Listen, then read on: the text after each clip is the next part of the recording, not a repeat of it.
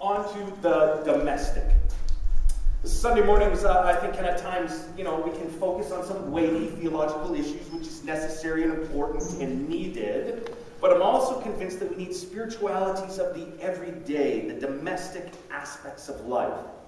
We need teachers that speak to doing the dishes and the laundry and changing diapers and the very mundane aspects of life. And so over the course of this year, we've been following Jesus in his wilderness experiences. What I want us to do for the next 6 weeks is head into the domestic wilderness, a series that I hope will help us find a practical spirituality of the everyday.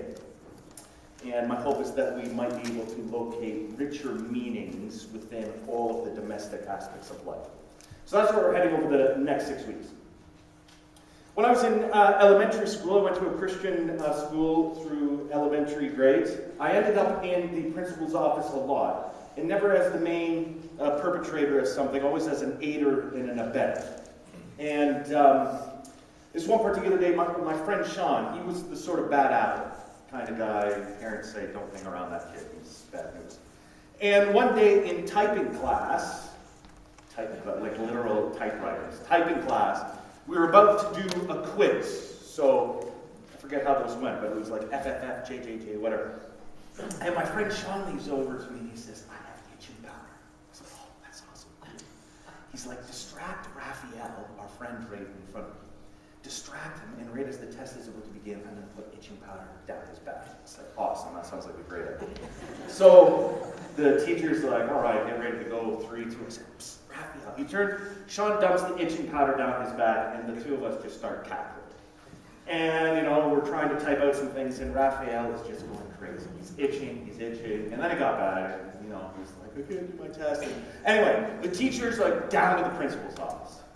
And I don't know how, I was like, I didn't do anything. Like, you were part of it, you're always part of it. Okay, so we got sent down to the principal's office.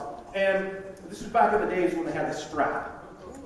And I've been there before, but I never got the strap before. And Mr. Limmer was the principal there. Nobody really liked Mr. Limmer. He was a tough, hard man.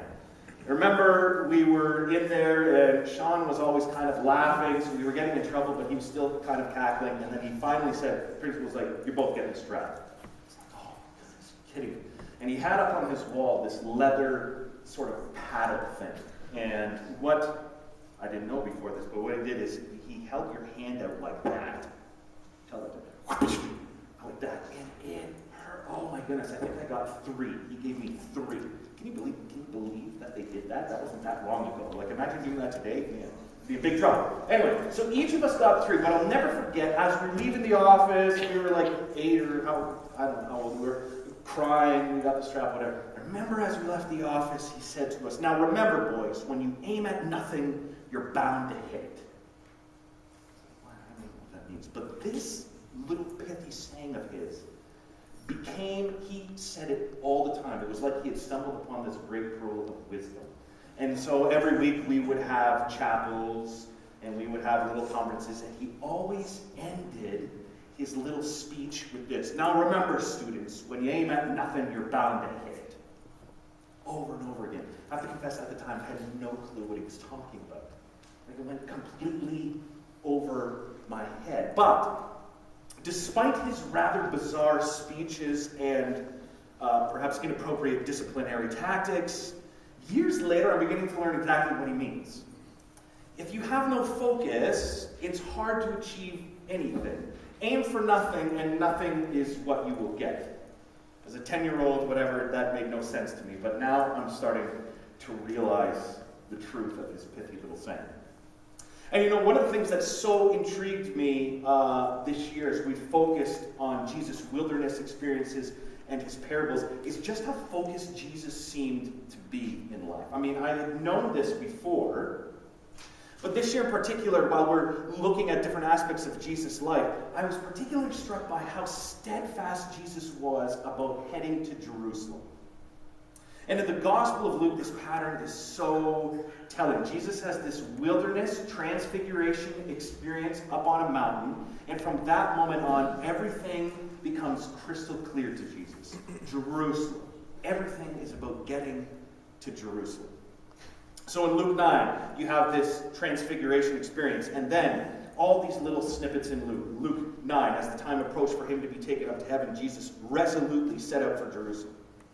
Luke 13, then Jesus went through the towns and villages, teaching as he made his way to Jerusalem. Luke 17, while he was on the way to Jerusalem, he was passing between Samaria and Galilee. Luke 18, then he took the 12 aside and said to them, behold, we are going up to Jerusalem. All the things that are written by the prophets concerning the Son of Man will be accomplished. Luke 19, after Jesus had said this, he went on ahead, going up to Jerusalem. And then in Luke 20, he arrives in Jerusalem. Studying Jesus' movements through the wilderness, you really get this sense that Jesus has this orientation. It's a compass that's guiding him. He's oriented his life around a particular mission that will only happen by getting to Jerusalem. It's this singular vision that he has, and it guides all of his decision-making. It becomes his particular path in life. And I think as you read through the Gospels, what you start to realize is this: Jesus always seemed to be aware of the bigger picture, mindful of everything that he was doing, what it was pointing to. And I think if we're honest, right, this is what makes the domestic aspects of life so difficult, right? Domestic aspects of life are like a thick wilderness. It's like a maze, it feels like. It's easy to lose the plot line or any kind of focus in life when you're stuck paying bills, shoveling snow in April, changing diapers, doing dishes, all of those things. It's so easy to lose the big picture, but it's intriguing to me because in Luke's version of Jesus' story, in between the parables, the teachings, the dinners, the traveling, all of these day-to-day things for Jesus, you get this sense from Luke. Jesus was always mindful, always in the back of his head. He's like, this is the big picture. This is what I'm working towards. And I think one of the great challenges of navigating our domestic lives is that, staying mindful, staying focused, staying orientated during these pedestrian chores and things we have to do day to day. And I think it's perhaps the greatest challenge for us as adults who feel somehow tamed or sometimes trapped by the duties and responsibilities of adulthood. Here's a great illustration and metaphor for what I'm talking about. If you've ever been in a public restroom, you know how disgusting they can be, right? I'm not alone. My experience, at least in the men's room, is that men can be incredibly careless when it comes to aiming, I guess you would say. Especially in public toilets, because everyone knows you don't have to clean up your own mess. So I'm sure you've had those moments, right, where you walk into a public restroom, you're looking for a place to go, and it's like, you walk down the stalls, it's just so gross and disgusting. Absolutely vile. Public bathrooms are filthy, they're disgusting. Now, a few years back, the authorities at the Amsterdam airport had a wonderful idea to solve this problem. How could they cut down on the mess in men's bathrooms? They had this genius idea. What they did is, you can see here, they etched a small fly in the urinal. And this small plan was more brilliant than they first realized. You see, this presence of the small fly apparently helped men pay attention. And they found that men just naturally aim at this. In fact, they did studies. This is what kills them. They did studies before and after. They discovered that the fly urinals reduced spillage by 80%. 80% less spillage just by giving men something to aim for. Now, I don't want to push this metaphor too far. Find something to pee at in life. I don't want to push it too far, but this experiment in Amsterdam for me illustrates a remarkable point. It's this: our behavior is a product of our attention. And I think many of our moral failures, whether they're big or small, are really failures of attention. Without something to aim at, as my principal would like to say, we just don't pay attention to what we're doing. And when we don't have a Jerusalem, as Jesus did, or when we don't have a fly in the urinal, when we don't have something to aim at, if we don't have a focus in life that's orienting and anchoring, the days and moments of our lives, we fail to pay attention, we easily lose our focus on the important things of life. And this manifests itself in so many ways in our domestic lives. I'd say this, I think when we're not paying attention, when we're not focused, not oriented around our Jerusalems, our minds move into autopilot mode, and the default setting of our minds is self-centeredness, self-absorption. Having our minds on autopilot is a mechanism for self-absorption. I had to get my passport photos done last week. I went to apparently I get them done at Shoppers Drug Mart. I went to Shoppers Drug Mart. I had my daughter Zoe with me, so I knew it was going to be trouble. So I get the pictures, and the first one didn't take, and Zoe's like, "It's okay, Dad, you're working hard enough at it. You're standing there. You're doing it." So then she held my coat, and she was getting restless because she could see candy everywhere, and it came time for us to check out. And there's this guy in front of us at the line, and he was buying a book, and he rang it through. It checked in, he got the receipt, he's like, "This book is supposed to be $1 off." I saw it over there, it said $1 off, and I'm standing behind him going, "Are you kidding me? Really? $1 off?" And so the cashier is obviously annoyed. Really, now I gotta refund this. She calls the manager, it's taking forever. I'm fumbling in my pocket like I wanted to take out a loonie. Just take it. Like, really? $1? Who cares? It went on and on, and in my head, I was thinking very bad thoughts about this guy who was interrupting my day because he wanted $1 off of his books. And you know, one of the best pieces I've written about the domestic life, and this idea is from David Foster Wallace. He did a commencement address at Kenyon College, and it later was turned into a book called This Is Water. Now, this is a long quote, but it's so good, I need to read it all. Because I think what Foster does here is he focuses on this fight against not paying attention, the default setting of our minds. In this piece, he reflects specifically on the frustrations of food shopping in a crowded supermarket at the end of an exhausting day. That's what he says. The point is that petty, frustrating crowd like this is exactly where the work of choosing comes in. Because the traffic jams and crowded aisles and long checkout lines give me time to think. And if I don't make a conscious decision about how to think and what to pay attention to, I'm going to be pissed and miserable every time I have to food shop. Because my natural default setting is the certainty that situations like this are really all about me. About my hungriness and my fatigue and my desire to just get home. And it's going to seem for all the world like everybody else is just in my way. And who are all these people in my way? And look at how repulsive most of them are, and how stupid and cow-like and dead-eyed and non-human they seem here in the checkout line. Or at how annoying and rude it is that people are talking loudly on cell phones in the middle of the line. And look how deeply unfair this is. I've worked really hard all day, and I'm starved and tired. I can't even get home to eat and unwind because of all these stupid people. Look, if I choose to think this way, fine, lots of us do. Except that thinking this way tends to be so easy and automatic it doesn't have to be a choice. Thinking this way is my natural default setting. It's the automatic, unconscious way that I experience the boring, frustrating, crowded parts of adult life when I'm operating on the automatic, unconscious belief that I'm the center of the world and that my immediate needs and feelings are what should determine the world's priorities. But if you've really learned how to think, how to pay attention, then you will know you have other options. It will actually be within your power to experience a crowded, loud, slow, consumer-held type situation that's not only meaningful, but sacred, on fire with the same force that lit the stars, compassion, love, the subsurface unity of all things. It's about simple awareness of what is so real and essential, so hidden in plain sight all around us. Just brilliant. And it punctuates so poignantly, I think, why a series on the domestic is so important, because I think a great way to actually measure our spiritual maturity and growth is not exactly all these great deeds we're doing, but what exactly are you thinking in line at the grocery store? Right? And yet, here's the thing. Even if we get this, I think there's an obvious objection, and it's this. Whoa, that sounds great, but I can't stay focused all the time. I can't keep the big picture in front of me and center at all moments. I can't always be aiming for something, thinking about my specific purpose and calling in life. I mean, who has the mental energy for that?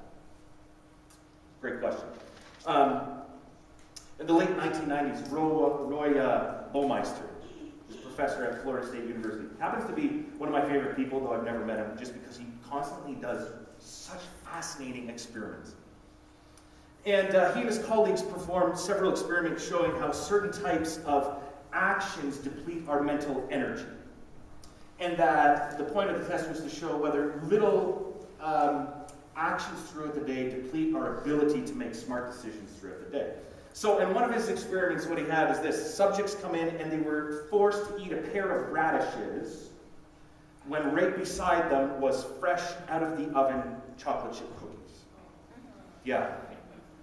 And in the other experiment, he had subjects watch stand-up comics and try to suppress, they were supposed to suppress their laughter. Don't laugh. Just don't laugh. And what he did in both experiments, he had a controlled group, and obviously this group that was forced to make these tough decisions, these sort of domestic decisions. And what he found was that later on in the day, during other tests, the people who were forced to make decisions of self-control, they failed miserably at later tests, at problem-solving tasks, things that required self-control, self-regulation. What he found is this, that when we make a lot of decisions through the day, later on in the day, we're more likely to lie, more likely to eat poorly, exhibit poor self-restraint. Kathleen Vo, she's a professor at the University of Minnesota. She's run similar experiments. And what she does is track people making simple decisions. What chocolate bar would I like to eat? What pair of clothes should I buy? What pair of clothes should I put on in the morning? And what she's found is that having to make choices or decisions throughout the day, it depletes our mental energy. Even if those choices are as simple and mundane as picking food or clothes to wear. And what they both recommend is this, and it's fascinating to me. If you want to find more energy so you can stay focused on the things that matter in life, the answer is simple. Make fewer decisions. Make fewer decisions. And this is what I find fascinating about Jesus' life and experience throughout the Gospels. Because everything is simple for him. The decision's already been made. He's heading to Jerusalem. Jesus, what are we going to do today? Where are we going today? It doesn't matter. I don't have to make that decision. I'm heading to Jerusalem. That decision's already been made. That's done. Heading to Jerusalem. And when we eliminate decision-making from our days and lives, it gives us the energy to make decisions on the things that matter. There was this wonderful article in Vanity Fair a few years ago. Michael Lewis did an interview with President Barack Obama. And it was on how the president makes decisions, and I found it fascinating. In the article, Obama talks about his approach to decisions. He says this.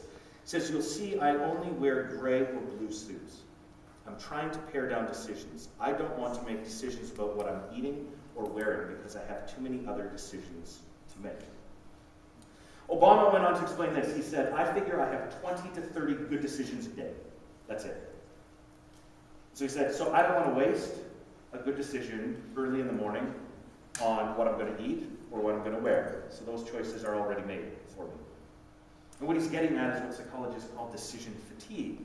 This is why shopping for groceries is so exhausting, because you have your list of 20, 30 things, and everywhere you go, you're going, oh, do I want the no-name brand?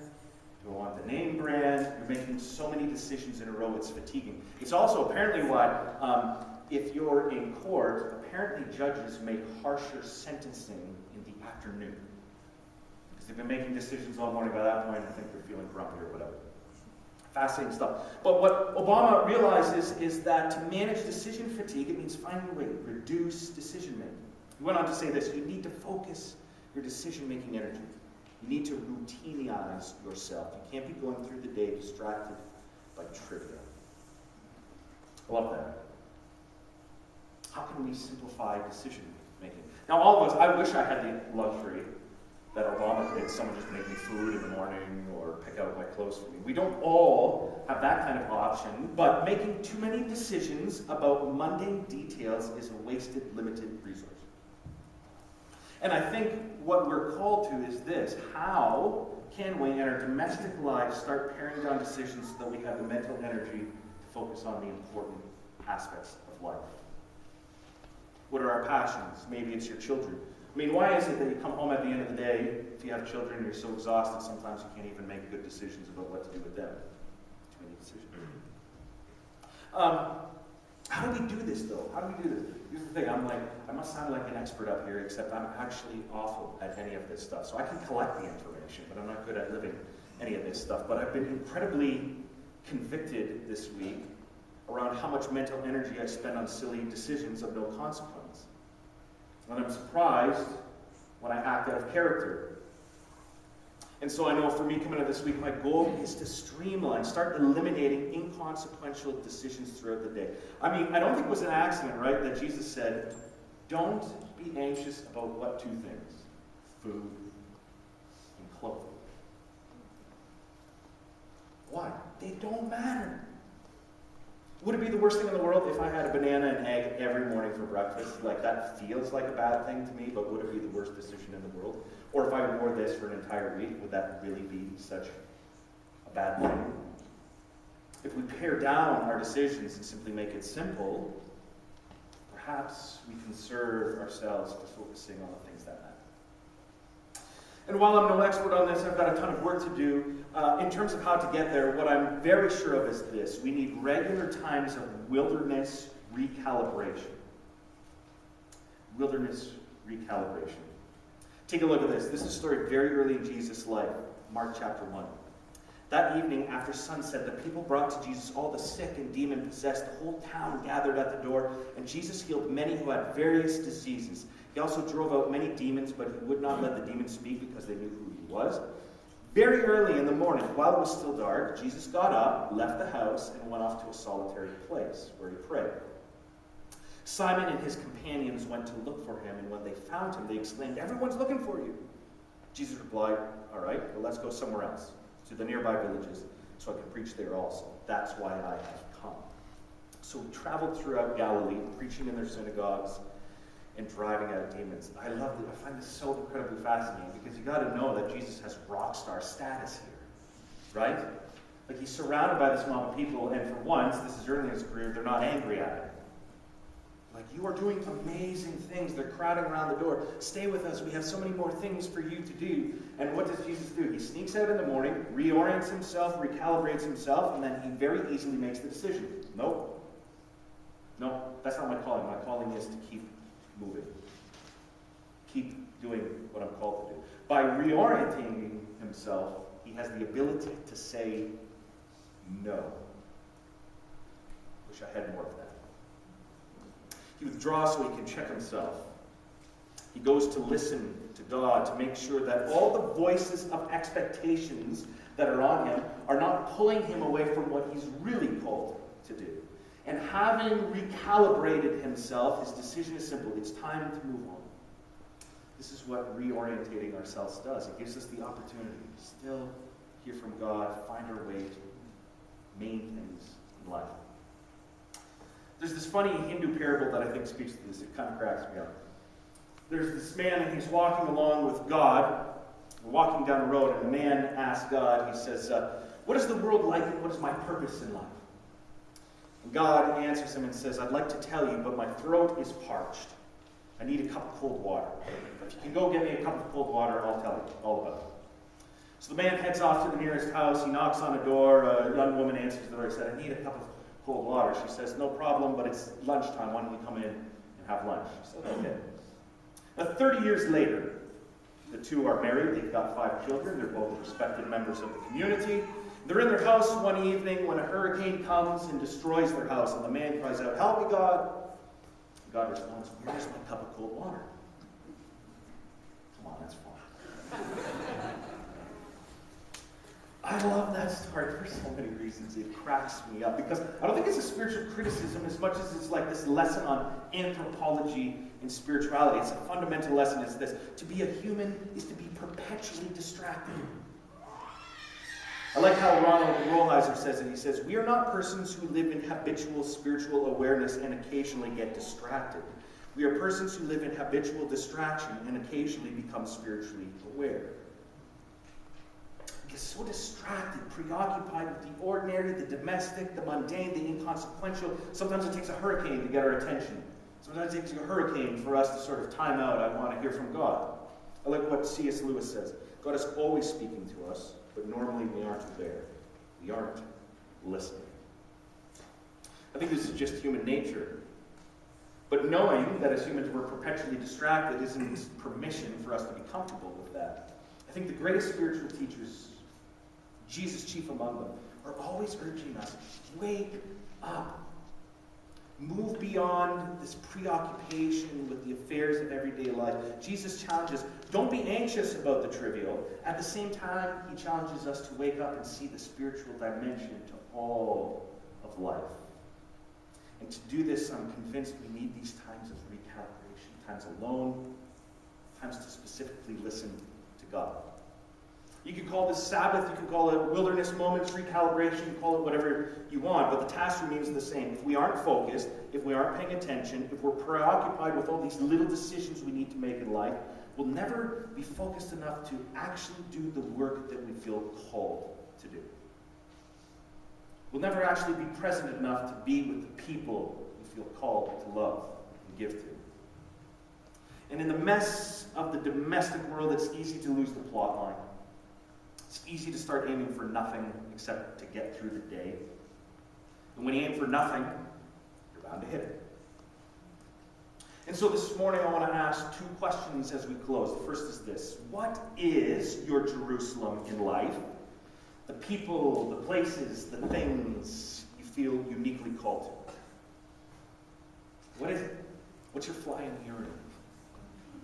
The thing you know you should be aiming for in life.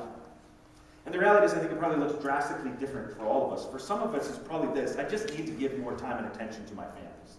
That's what I need to be aiming for. For others, it might mean I need to get involved more. Maybe here, maybe outside of here, one for another, with glimpses, with a refugee sponsorship. Maybe for some of us, it's like, I've got some real character growth that I need to do. I've been stagnant for a while. For others, it might be a sense of calling to create. Maybe it's art, poetry, writing, music. What is that thing for you? The one or two, three, those few things you wish you could remain mindful of throughout the days and moments of your domestic life. What is it? What's that thing? And then second and lastly, how are you finding ways to recalibrate? Whatever that Jerusalem thing is for you, I'm convinced that, like Jesus, we need times alone to hear from God. We need times to recalibrate. We need times to allow ourselves to focus on what we're called to. And to do this, I'm convinced we need solitude, wilderness, recalibration. And so, intentionally talking about domestic stuff right now, because my hunch is that we're probably all of us, even though it's snowing outside, beginning to make plans for summer. And with that, I'm assuming that we probably are making plans for vacation, which is awesome. But I'm convinced this: vacations aren't always recalibrating, are they? And they certainly don't guarantee a renewed focus in life. So as we begin to sort of wind down our wilderness year here at Nexus, I want to challenge you to find yourself some time in the wilderness, actual wilderness. And why? To recalibrate your priorities, your decision-making, time to figure out, where is Jerusalem for you? What's that fly you're aiming at? What exactly is your life aiming towards? It would probably be good to do this weekly, monthly, seasonally, but at the very least, can we as a community start thinking towards summer and go, okay, it's going to be a little bit more relaxed then. Can I carve out some time this summer for me, the wilderness, silence, listen, allow myself to be recalibrated? Because remember, you aim for nothing. You're about to get it. What time have we got here? 18?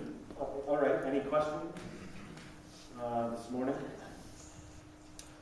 While you're thinking about that, next couple of weeks we're going to some interesting places.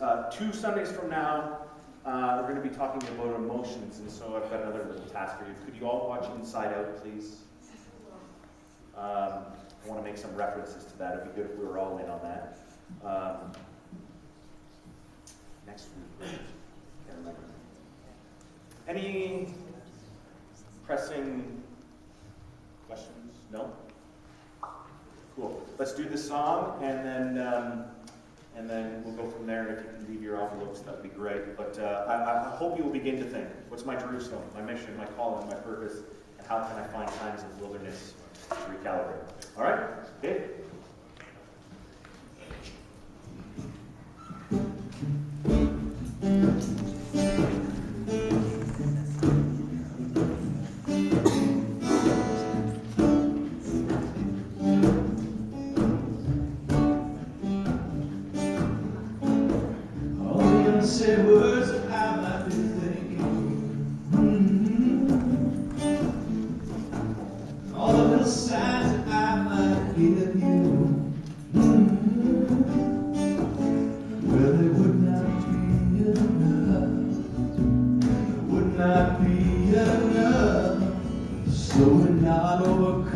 coffee, say goodbye. Smile over coffee and turn it home.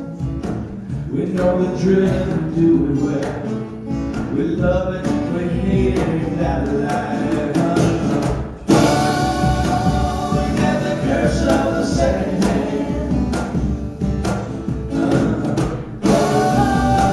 We got the way of the hour of the day. If I weren't so alone and afraid, they might pay me what I'm worth, but it would not be enough. You deserve better, so we order coffee, say goodbye. Do whatever has to be done again today. Get in the traffic and time will fly. Look at the sun and pray for rain. Oh, we got the curse of the second hand. Oh, we got the way of the hour and day.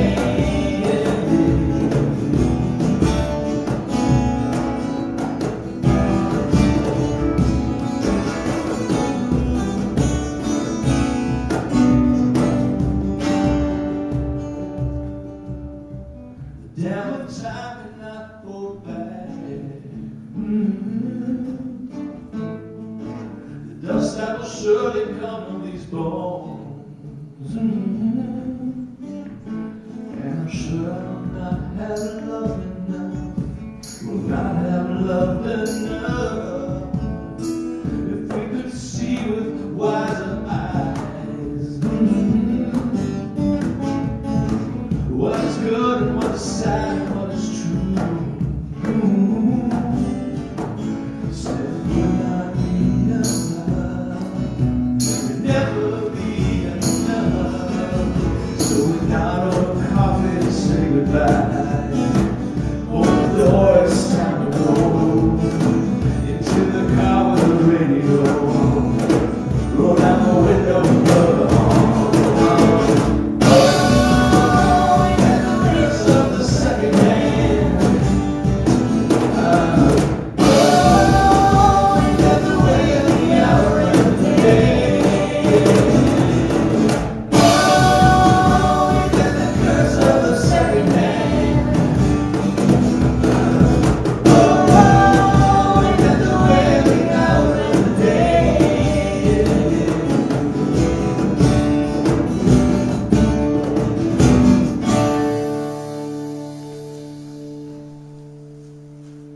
Let's pray as we go from here. God, thank you for the example we see in Jesus, who was able to say no because he'd already said yes to something.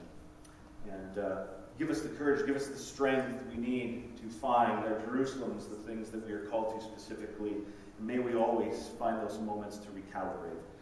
I pray specifically for this community here this morning, that as we start to think about the summer, that this would be an experience that we all get to take, and that we would find ourselves recalibrated, refreshed, and ready to focus on what you have called us to. I pray this in Jesus' name. Amen. Go in peace.